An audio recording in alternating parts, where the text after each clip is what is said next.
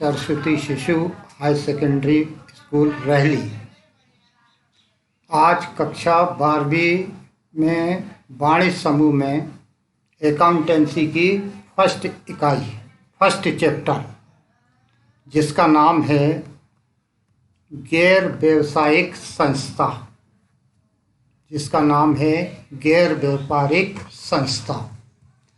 इसके बारे में आज अपन फर्स्ट चैप्टर से अकाउंटेंसी शुरू कर रहे हैं। इस चैप्टर के बारे में अपन आज पूरी जानकारी देंगे कि गैर व्यापारिक संस्थाएं क्या होती हैं, ये कौन कौन से कार्य करती हैं, किस उद्देश्य से कार्य करती हैं, इसके बारे में पूरी जानकारी आपको देंगे तथा ये संस्थाएं कौन कौन से खाते बनाती हैं, मीन्स कौन कौन से अकाउंट बनाती हैं। तो सबसे पहले कोई भी चैप्टर को पढ़ने के पहले उस चैप्टर के बारे में हम अगर पूरी जानकारी प्राप्त कर लेते हैं तो वो चैप्टर अच्छी तरीके से समझ में आ जाता है। इसके अलावा कोई भी चैप्टर पढ़ने के लिए हमें उस चैप्टर के शीर्षक के बारे में ज़्यादा से ज़्यादा जानकारी एकत्र कर लेना चाहिए या समझ लेना चाहिए। तो गैर व्यापारिक संस्थाओं का लेखांकन मीन्स लेखा करना। तो इस संसार के अंदर दो प्रकार की संस्थाएं होती हैं, एक व्यापारिक संस्थाएं, दूसरी गैर व्यापारिक संस्थाएं। तो जिस प्रकार से एक ही सिक्के के दो पहलू होते हैं, एक हेड एक टेल, उसी प्रकार से इस संसार के अंदर दो प्रकार की संस्थाएं काम करती हैं, एक व्यापारिक संस्थाएं, एक गैर व्यापारी संस्थाएं, जिनका दूसरा नाम गैर लाभकारी संस्थाएं, अलाभकारी संस्थाएं, गैर व्यापारिक संस्थाएं कह सकते हैं। तो गैर व्यापारिक संस्थाएं, गैर लाभकारी संस्थाएं, अलाभकारी संस्थाएं, ये इसके पर्यायवाची शब्द हैं गैर व्यापारिक संस्थाओं के। तो गैर व्यापारिक संस्थाओं के पहले हम व्यापारिक संस्थाओं के बारे में जानकारी एकत्र करेंगे, क्योंकि इस चैप्टर के अंदर गैर व्यापारिक संस्थाएं और व्यापारिक संस्थाएं के बारे में अंतर भी एक क्वेश्चन के रूप में आएगा। तो व्यापारिक संस्थाओं के बारे में तो कक्षा 11th में आपने व्यापारिक संस्थाओं के ज़्यादातर आपने लेखांकन किए थे, ज़्यादातर अकाउंट्स आपने व्यापारिक संस्थाओं के ही बनाए थे, जैसे trading account, profit and loss account and balance sheet. इसके अलावा आपने अनेक प्रकार के डेप्रिसिएशन खाते भी आपने बनाए थे, मूल हैरास खाता, मजदूरी भी खाते आपने, खतौनी के अंतर्गत खाता बही में कई प्रकार के व्यक्तियों से भी संबंधित खाते बनाए थे आपने। तो वो व्यापारिक संस्थाएं के खाते आपने अभी तक बनाए थे। ये चैप्टर जो अपन पढ़ने जा रहे हैं, ये शिवलाल प्रकाशन, नवबोध प्रकाशन या जीपीएस प्रकाशन में कक्षा 11th में भी ये चैप्टर आया है। जिन लोगों के पास पुरानी पुस्तकें थी उन्होंने 11th में भी ये पार्ट पहले से ही पढ़ा होगा और इसके बारे में बहुत जानकारी भी होगी आप सभी भैया बहनों को। लेकिन गैर व्यापारिक संस्थाओं के बारे में पूर्ण जानकारी देने के लिए आज इसका एक बेसिक रूप में हम कोर्स समझा रहे हैं। तो सबसे पहले दो संस्थाओं में एक व्यापारिक संस्था, तो व्यापारिक संस्था जो है जैसे कपड़े की दुकान है, बर्तन की दुकान है, जनरल स्टोर्स हैं, होटल व्यवसाय हैं, ये व्यापारिक संस्थाओं में आ जाते हैं। बड़ी बड़ी कंपनियां हैं, जैसे रिलायंस लिमिटेड है, टाटा लिमिटेड है, गोदरेज है, प्रॉक्टर एंड गैम्बल है, अनेक प्रकार की बड़ी बड़ी कंपनियां जो हैं वो व्यापारिक संस्थाओं में आती है और उनका एक ही उद्देश्य होता है लाभ प्राप्त करना।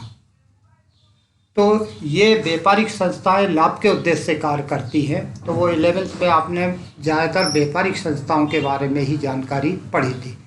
आज अपन गैर व्यापारिक संस्थाएं अर्थात गैर लाभकारी संस्थाएं अर्थात अलाभकारी संस्थाएं, ये इसके पर्यायवाची शब्द हैं। तो गैर व्यापारिक संस्थाएं क्या होती हैं, इसका फर्स्ट क्वेश्चन अपन पढ़ रहे हैं गैर व्यापारिक संस्थाओं का। बल्कि फर्स्ट क्वेश्चन पढ़ने के पहले गैर व्यापारिक संस्थाओं के मैं कुछ नाम बता देता हूँ। जैसे स्कूल है, स्कूल जो है वो गैर व्यापारिक संस्था है, क्योंकि गैर व्यापारिक संस्थाएं लाभ ना कमाने के उद्देश्य से कार्य करती हैं, ये समाज सेवा के उद्देश्य से कार्य करती है। मतलब इनके दो प्रमुख उद्देश्य हैं। पहला उद्देश्य लाभ ना कमाना, दूसरा समाज सेवा करना, समाज को आगे बढ़ाना। तो गैर व्यापारिक संस्थाएं जो ना लाभ प्राप्त करती है बल्कि समाज सेवा के उद्देश्य से कार्य करती है। जैसे स्कूल है, अनाथालय है, कोई भी क्लब है, मनोरंजन क्लब है, चिकित्सालय है, जिम है, मंदिर की बड़ी बड़ी ट्रस्ट समितियां रहती हैं, जो है वो गैर व्यापारिक संस्थाएं होती हैं। जैसे सरस्वती शिशु मंदिर, ये भी एक गैर व्यापारिक संस्था है। ये लाभ कमाने के उद्देश्य से नहीं बल्कि समाज के उत्थान के लिए, समाज को आगे बढ़ाने के लिए, भैया बहनों को उच्च स्तर तक पहुंचाने के लिए कार्य करती है। ये संस्थाएं अपना खर्च चलाने के लिए थोड़ा बहुत आपसे शुल्क वसूल करती है, लेकिन ज़्यादातर ये संस्थाएं जो हैं वो लाभ कमाने के उद्देश्य से नहीं, समाज सेवा के उद्देश्य से कार्य करती हैं। तो गैर व्यापारिक संस्थाओं के अंदर अनेक प्रकार की संस्थाओं को शामिल किया जाता है, जो आपका आगे के क्वेश्चंस में बताया जाएगा। और गैर व्यापारिक संस्थाओं में भी ऐसे कर्मचारी कार्य करते हैं जिनका भी उद्देश्य लाभ कमाना नहीं बल्कि समाज सेवा करना होता है। हर व्यक्ति लाभ के उद्देश्य से ही कार्य करता है। इस संस्था में करने वाले कर्मचारी जो है वो लाभ न कमाने की दृष्टि से नहीं बल्कि समाज सेवा की दृष्टि से कार्य करते हैं, ताकि समाज का अच्छे से उत्थान हो सके, समाज आगे बढ़ सके। उदाहरण के लिए एक चिकित्सालय को ले लीजिए। एक चिकित्सालय, मान लीजिए कोई गवर्नमेंट चिकित्सालय को ही ले लो, या गवर्नमेंट की कोई ऐसी संस्था ले लो जो थोड़े से ही शुल्क में आपको अधिक से अधिक सेवाएं प्रदान करती है, और उसका उद्देश्य ये होता है कि आप जो है वो ठीक हो जाए और आप हमेशा स्वस्थ रहें। तो आज इस चैप्टर के बारे में और बेसिक जानकारी देने के लिए गैर लाभकारी संस्थाओं का एक जो है वो पहले से ही प्रोजेक्ट तैयार कर लिया जाता है कि ये संस्थाएं किस उद्देश्य से कार्य करेंगी, कौन कौन से कार्य करेंगी, किन किन व्यक्ति इससे लाभान्वित हो सकते हैं, ये सोचकर ये संस्थाएं स्थापित की जाती हैं। गैर व्यावसायिक संस्थाओं के अंदर जो है वो अनेक प्रकार के सामाजिक सेवा से संबंधित व्यक्तियों को इसमें ज़्यादातर शामिल किया जाता है, या ऐसे व्यक्ति जो ये संस्था को सेवा भाव के उद्देश्य से इसमें कार्य कर सकें और ताकि समाज को एक निश्चित लाभ की प्राप्ति हो सके। तो गैर व्यापारिक संस्थाओं का हम लेखांकन भी बताएंगे कि ये किस प्रकार से ये खाते बनाए जाते हैं, इसके ये कौन कौन से खाते बनाती हैं, किस प्रकार से इनका लेन देनों को लिखा जाता है, किस प्रकार से इनमें कौन कौन सी चीज़ों को दर्शाया जाता है। इन संस्थाओं का लेखांकन हम आगे पढ़ेंगे, लेकिन उससे पहले इसके क्वेश्चन। तो इसका आज पहला क्वेश्चन आया है, गैर लाभकारी संस्थाएं या लाभ न कमाने वाले संगठन का अर्थ किसे कहते हैं। जैसे आप स्क्रीन पर ये सामने देख रहे हैं कि इसमें लिखा हुआ है कि गैर व्यावसायिक संस्थाएं क्या होती हैं। तो ऐसी संस्थाएं, वे संस्थाएं जिनकी स्थापना लाभ कमाने के उद्देश्य से नहीं बल्कि अपने सदस्यों और समाज को कोई निश्चित सेवा प्रदान करने के लिए की जाती है। तो ये जो क्वेश्चन सामने आपके स्क्रीन पर दिखाई दे रहा है, आप ज़रूरी नहीं है कि इसका अर्थ ऐसे ही लिखें आप, क्योंकि कई राइटरों की पुस्तकें आती हैं और हर राइटर की पुस्तकों में अलग अलग प्रकार की परिभाषाएं दी जाती हैं।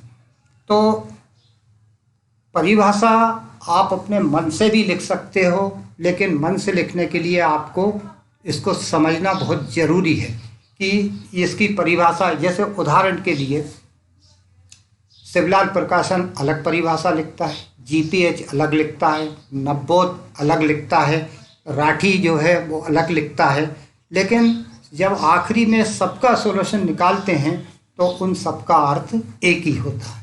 जैसे सूर्य को अपन सूरज भी कहते हैं, रवि भी कहते हैं, दिनकर भी कहते हैं, दिवाकर भी कहते हैं। अब कोई कहता है सूरज, कोई कह देता है दिवाकर, तो मतलब एक ही निकलता है सबका।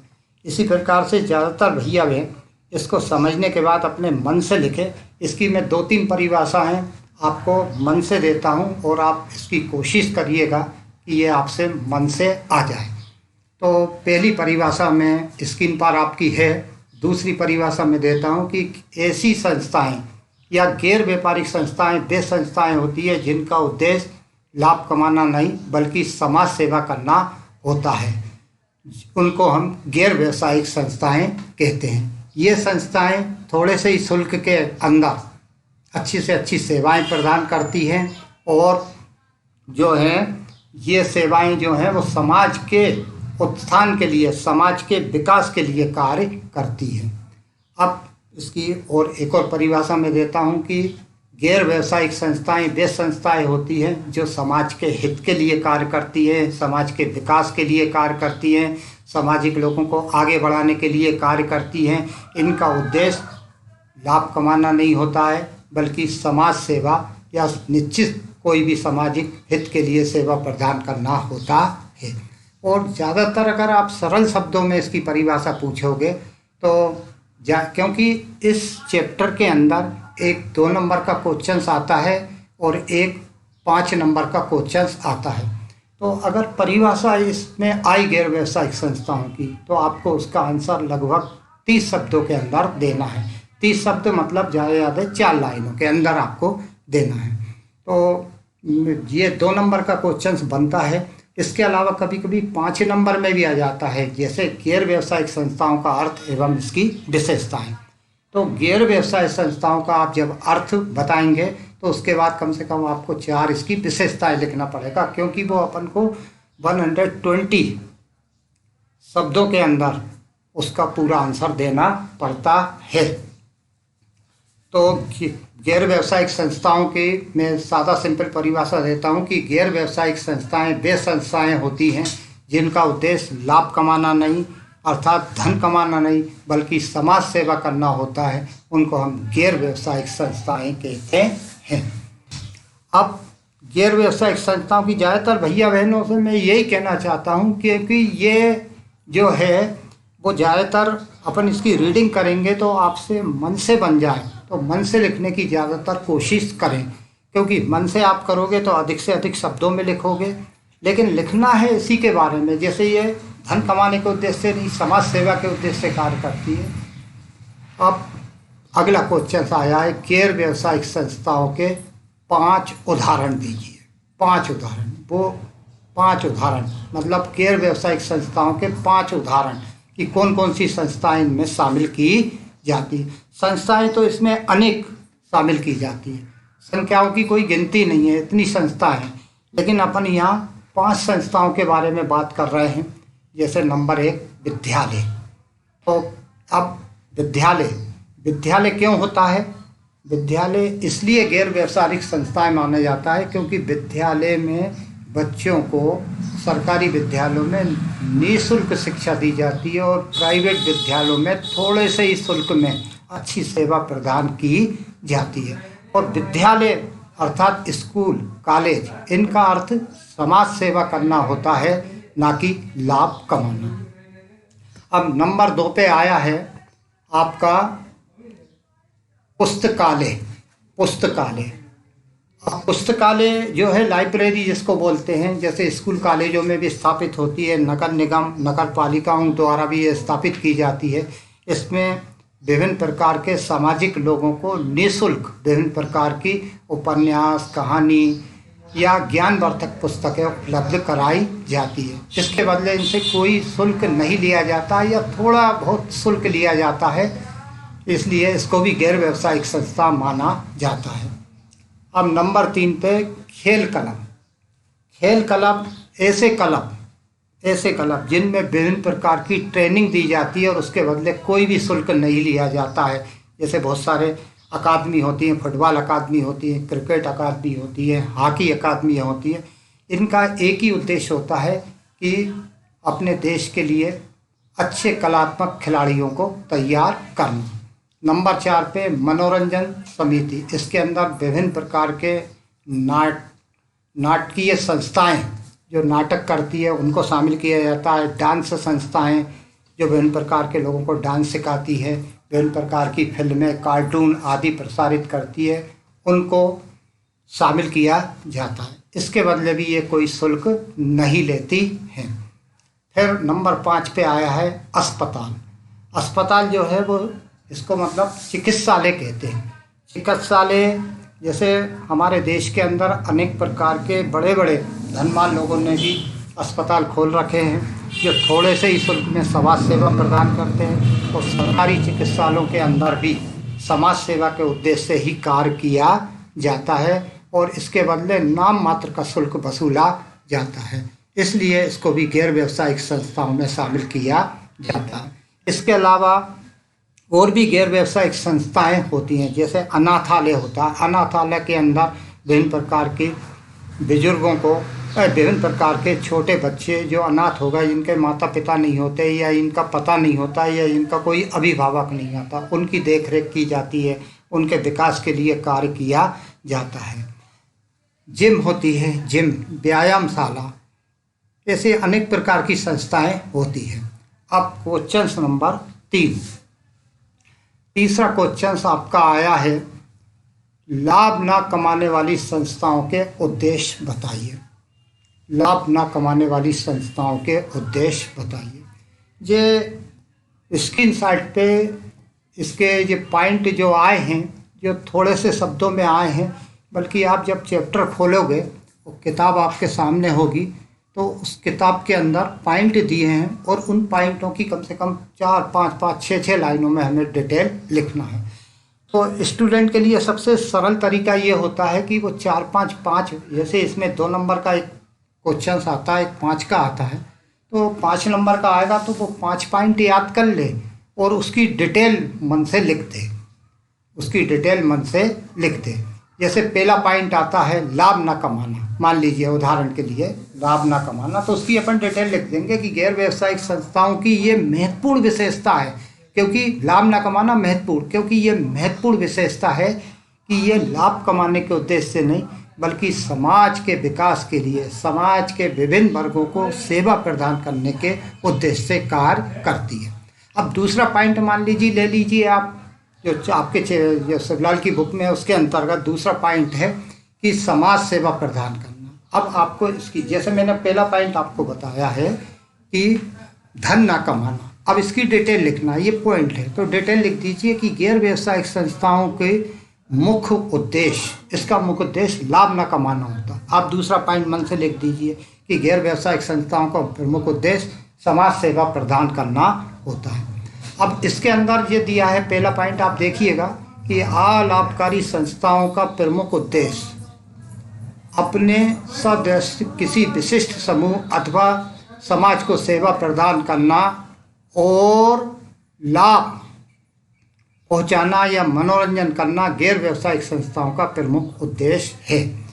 अब ये बहुत बड़ा पॉइंट है, इसको रटना पड़ेगा, इसलिए आप मन से लिखिए कि गैर व्यावसायिक संस्थाओं का प्रमुख उद्देश्य समाज का विकास करना, समाज का उत्थान करना, समाज की सेवा करना या उनका मनोरंजन करना, इसका प्रमुख उद्देश्य। बहुत सरल पॉइंट हो जाएगा। इसके बाद आपका दूसरा पॉइंट इसमें दिया है कि ऐसी संस्थाओं का उद्देश्य, मतलब गैर लाभकारी संस्थाओं का उद्देश्य लाभ कमाना नहीं होता बल्कि अपने समाज में एक दूसरे की सेवा करना होता है। तो आप मन से लिख दीजिए कि गैर व्यावसायिक संस्थाओं का प्रमुख उद्देश्य लाभ कमाना नहीं बल्कि समाज सेवा करना होता है, समाज का सहयोग करना होता है। तो देखिए 2 पॉइंट हो गए आपके, गैर व्यावसायिक संस्थाओं का प्रमुख उद्देश्य समाज को आगे बढ़ाना होता है, समाज का विकास करना होता है, समाज का उत्थान करना होता है, समाज का मनोरंजन करना होता है। इसके प्रमुख उद्देश्य हैं, आप मन से लिख सकते हैं। इसका दूसरा पॉइंट आया है कि गैर व्यावसायिक संस्थाओं का प्रमुख उद्देश्य लाभ नहीं कमाना होता है बल्कि समाज की सेवा करना होता है, तो आप मन से लिख सकते हैं। नंबर 3 आया है कि अलाभकारी संगठन का उद्देश्य लोक कल्याण में वृद्धि, शिक्षा, स्वास्थ्य, कला, संस्कृति, साहित्य इत्यादि के उन्नयन एवं उसका विकास करना इसका प्रमुख उद्देश्य है। तो आप अगर चाहो तो इसको ऐसे ना लिखकर आप लिख सकते हो कि गैर व्यावसायिक संस्थाओं का प्रमुख उद्देश्य लोक कल्याण में वृद्धि करना, अच्छी शिक्षा देना, अच्छा स्वास्थ्य के बारे में जानकारी देना आदि होता है। अब इसके बाद आपका अगला आया है क्वेश्चन कि लाभ न कमाने वाली संस्थाओं की मुख्य विशेषताएं। तो विशेषताएं पढ़ाने के पहले मैं इसके 3 उद्देश्य आपको मन से एक बार और रिपीट कर देता हूं कि गैर व्यावसायिक संस्थाओं का प्रथम उद्देश्य, गैर व्यावसायिक संस्थाओं का पहला महत्वपूर्ण उद्देश्य समाज की सेवा करना होता है, समाज का विकास करना होता है, समाज के विभिन्न वर्गों को आगे बढ़ाना इसका मुख्य उद्देश्य है।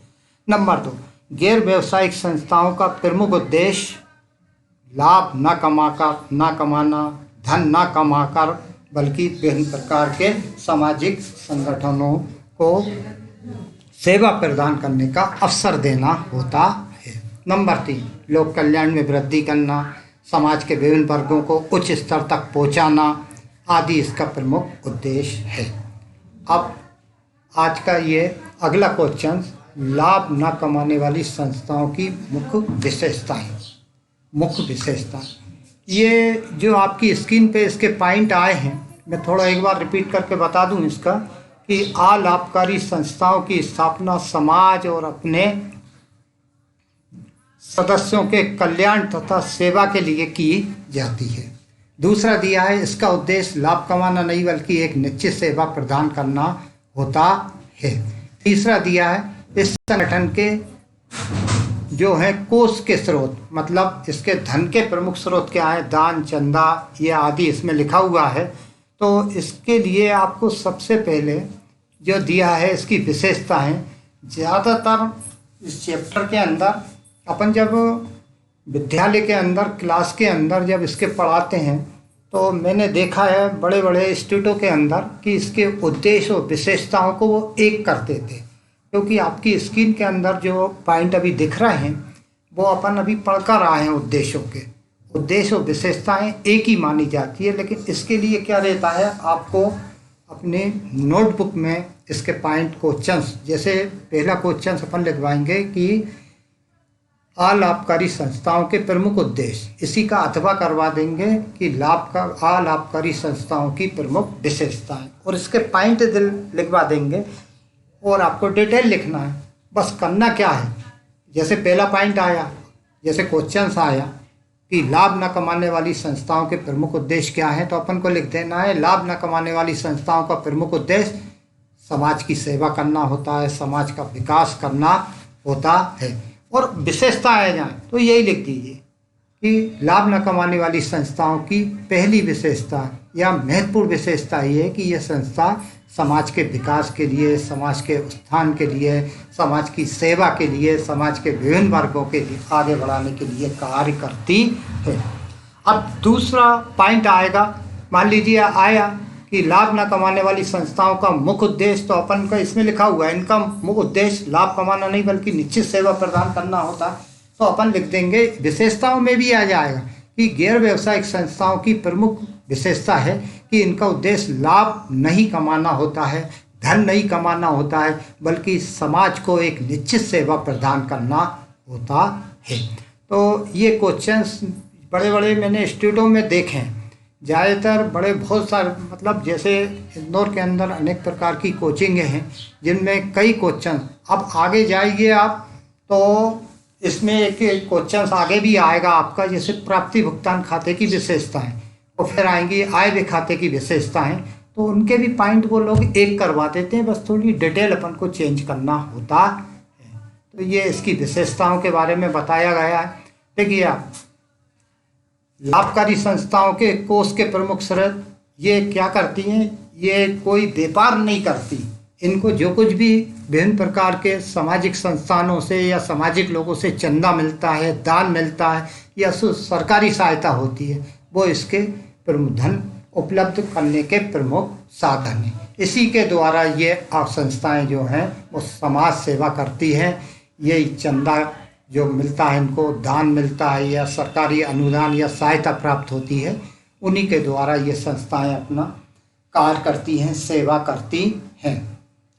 अब नंबर 4 पे आया, इन संस्थाओं द्वारा प्राप्ति भुगतान खाता, आय व्यय खाता और चिट्ठा तैयार किया जाता। बहुत सरल है, इसका पॉइंट बन जाता। चैप्टर में दिया है किताबों के अंदर कौन कौन से खाते, तो उसकी डिटेल लिखना है। इन खाते, ये संस्थाओं द्वारा सर्वप्रथम प्राप्ति भुगतान खाता, फिर आय व्यय खाता तथा चिट्ठा तैयार किया जाता है। तो इस चैप्टर के अंदर जब अपन प्रैक्टिकल इसके क्वेश्चंस करेंगे, सवाल करेंगे, तो ये प्राप्ति भुगतान खाता, आय व्यय खाता और चिट्ठा इसका अपन तैयार करेंगे। इसमें 3 प्रकार के ही खाते बनाए जाते हैं। इसमें कोई 4 प्रकार के खाते नहीं, 3 प्रकार के खाते।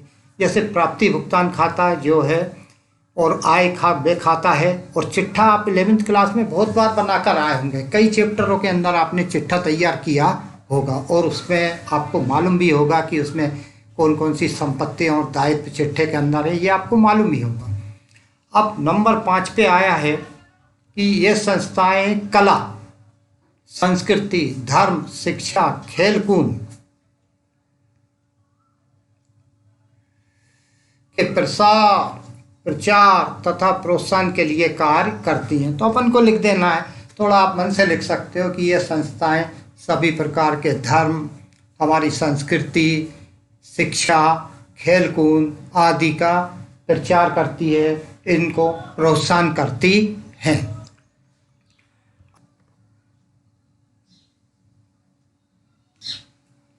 अब लाभकारी संस्था और अलाभकारी संस्थाओं में अंतर। मतलब लाभकारी मतलब व्यापारिक संस्थाएं, अलाभकारी संस्था मतलब गैर व्यावसायिक संस्थाएं। तो इसमें लिखा है आपका बहुत मन से, आप ये तो ज़्यादातर मैंने देखा है, कम से कम मेरे 17-18 साल के पढ़ाई के उसमें पीरियड में मैंने देखा है कि ज़्यादातर ये क्वेश्चन तो बच्चों से गलत होता ही नहीं। कोई भी भैया बहन इसको गलत नहीं होता, कमज़ोर से कमज़ोर बच्चा भी इसको आसानी से लिख देता है। तो पहला इसका पॉइंट दिया है, लाभकारी संस्थाएं मतलब व्यापारिक संस्थाएं। जैसे मैंने शुरू में बताया था, जैसे कपड़ा व्यवसाय है, लोहा इस्पात व्यवसाय है, विभिन्न प्रकार के जनरल स्टोर्स हैं, होटल व्यवसाय हैं, विभिन्न प्रकार की बड़ी बड़ी कंपनियां हैं, रिलायंस है, गोदरेज है, टाटा है, प्रोक्टर एंड गैम्बल है, हिंदुस्तान लीवर लिमिटेड है, ये लाभकारी संस्थाएं। अलाभकारी संस्थाओं को अपन पढ़कर आए। विद्यालय है, अनाथालय है, चिकित्सालय है, मंदिर समितियां हैं, बड़े बड़े जो धार्मिक ट्रस्ट हैं, ये अलाभकारी संस्थाएं हैं। तो लाभकारी संस्थाएं का इसमें अंतर, अपन को दोनों का डिफरेंस बताना है।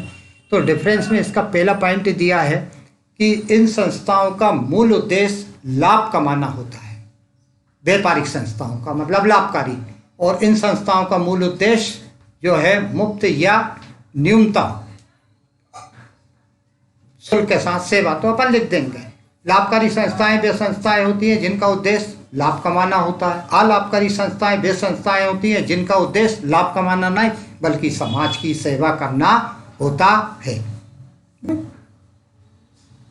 लाभकारी संस्थाओं का प्रमुख उद्देश्य धन कमाना होता है, अलाभकारी संस्थाओं का प्रमुख उद्देश्य समाज सेवा करना होता है।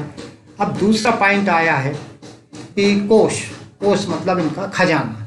इसके मालिक स्वामी जो है वो अपने हित के लिए कोष एकत्र करते हैं, और ये संस्थाएं जो हैं वो अपना कोष समाज सेवा के लिए एकत्र करती हैं।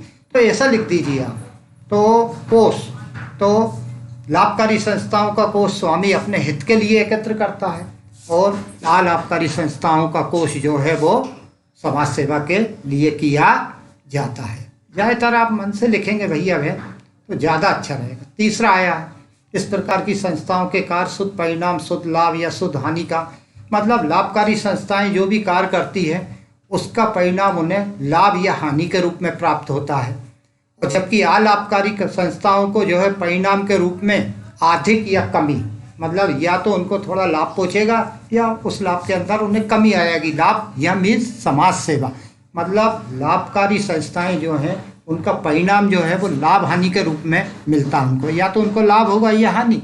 गैर व्यवसायिक संस्थाओं का जो परिणाम है वो इसमें लिखा हुआ अधिक या कमी, या तो इनको अधिक लाभ की प्राप्ति होगी, अधिक सेवा समाज की होगी तो अधिक लाभ हो जाएगा, या समाज का ये ज़्यादा विश्वास नहीं कर पाए तो इनको कमी महसूस होगी।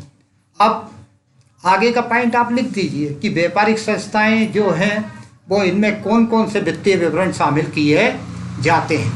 तो पिछले बार अपन ने पढ़ा था व्यापार खाता, लाभ हानि खाता, चिट्ठा, आप 3 लिख दीजिए और इसके अंदर आप लिख दीजिएगा प्राप्ति भुगतान खाता, आय व्यय खाता और चिट्ठा। तो आज बच्चों जो है इतने, अगला क्वेश्चन जो है वो अपन अब अगले पीरियड के बाद मतलब अगले दिन लेंगे। धन्यवाद।